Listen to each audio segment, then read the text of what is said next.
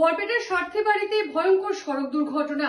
ঘটনাস্থলে মৃত এক ব্যক্তি এবং আরেকজনকে সংকটজনক অবস্থায় উদ্ধার করে চিকিৎসালয়ে প্রেরণ করা হয়েছে। বরপেটার স্বার্থে বাড়িতে ভয়ঙ্কর সড়ক দুর্ঘটনা। নিয়ন্ত্রণহীন হয়ে বিদ্যুতের ট্রান্সফরমারে সজোরে ধাক্কা।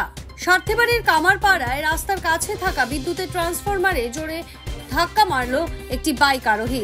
এতে আহত একজন এবং নিহত বাইক আরোহী। বৃহস্পতিবার রাতে স্বার্থেবাড়ি থেকে বেসকুচিতে যাচ্ছিল এই দুই যুবক। অতি সংকটজনক অবস্থায় দীপজ্যোতি বর্মনকে বরপেটা মেডিকেল কলেজে নিয়ে যাওয়া হয়েছে, যদিও চিকিৎসকরা তাকে মৃত বলে ঘোষণা করে। অন্যদিকে অঙ্কুর বৈশ্যকে স্বার্থেবাড়ি মেডিকেলে আনা হলে যদিও পরবর্তী সময় তাকে সংকটজনক অবস্থায় বরপেটা মেডিকেল কলেজে প্রেরণ করা হয়। ঘটনাস্থলে উপস্থিত স্বার্থেবাড়ি পুলিশ থানা ভারপ্রাপ্ত পুলিশ আধিকারিক প্রকাশ টেকা দুর্ঘটনায় পতিত হওয়া গাড়ির নম্বর AS15T6333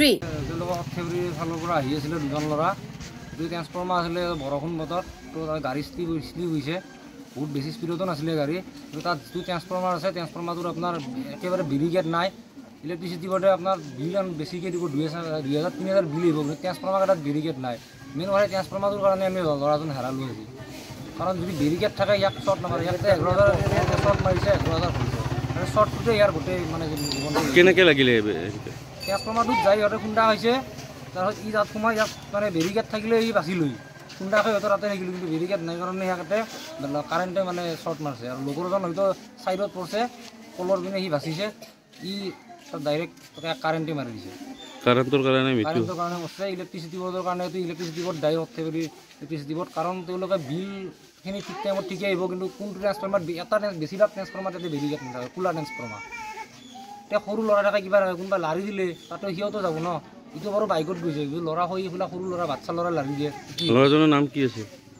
দুজন ল'ৰা ঢুকাইছে। দীপজ্যোতি বৰ্মন নাম, আমি বিয়া হৈছিল সুমন বুলি জানে, এনে সুমন বৰুৱাই ভাল ফুটবল খেলুৱৈ আছিল এজন। ব্যক্তিগত ক্ৰীড়া সন্থাৰে ভাল ফুটবল খেলিছিলে। এইটো তাৰমানে কামাৰপাৰা গাঁও বেচকুচিৰ ল'ৰা সুমন বৰ্মন তাৰমানে আহি আছিল বইনাগুচিৰ পৰা। আহি থকালে দুৰ্ঘটনা ঘটি পেলাই ট্ৰেন্সফৰ্মাৰৰ ওচৰত তাৰমানে এক্সিডেণ্ট হ'ল, তেওঁ মৃত্যুৰ মুখত। তেওঁ একমাত্ৰ ল'ৰা, তেওঁ চৈলেন বৰ্মনৰ একমাত্ৰ ল'ৰা সুমন বৰ্মন মানে দুৰ্ঘটনাত মৃত্যুবৰণ কৰে। আপোনাৰ কি হয়? লগত এজন আছিলে, এইজনৰ মেডিকেল ট্ৰিটমেণ্ট চলি আছে বৰ্তমান। তেওঁ আপোনাৰ কি হয়? তেওঁ সুস্থ। তেওঁ কি হয় আপোনাৰ? সুমন মোৰ ভতিজা ল'ৰা। আজি দেখিবলৈ পোৱা গৈছে গাঁওখন মৰ্মাহিত হৈছে এই এক্সিডেণ্টত। এইটো এটা মানে ক'ব লগা কথা, গতিকে এক্সিডেণ্টবিলাক হ'ব নালাগে। আৰু ধৰা যিকোনো প্ৰজন্ম আজিকালি আহি আছে, সেই প্ৰজন্মবিলাকে সাৱধান ৰাখি পেলাই গাড়ী মটৰ চলাব লাগে, দুৰ্ঘটনাবিলাক হ'ব নালাগে। তেওঁৰ বয়স কিমান আছে? 23 বছৰ বৰ্তমান। 23 বছৰ।